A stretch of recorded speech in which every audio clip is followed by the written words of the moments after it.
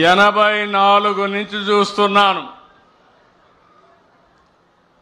ఆ రోజు ఎక్కడో రాజీవ్ గాంధీని హత్య చేస్తే మాచర్లలో ఉండే రౌడీలు ముఠా నాయకులు ఇక్కడ ప్రజల ఆస్తుల్ని విధ్వంసం చేశారు. అవునా కాదా అని మిమ్మల్ని అడుగుతున్నా.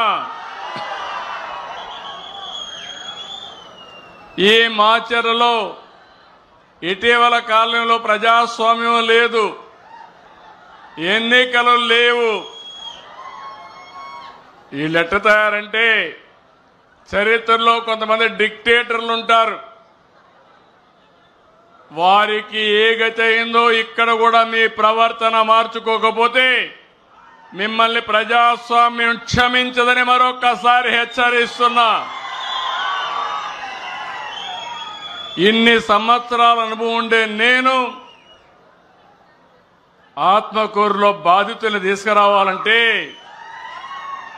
ఇక్కడికి తీసుకురాలేక గుంటూరులో క్యాంపు పెట్టి నేను రావాలంటే మా ఇంటికి ఆ రోజు తాళ్లు కట్టి రానీయకుండా చేశారు. ఆ రోజే చెప్పా, నా ఇంటికి తాళ్లు కట్టారు కానీ మీ మెడకు ఉరి తాళ్లు వేసుకున్నారు, జాగ్రత్తగా ఉండమని అప్పుడే చెప్పాను.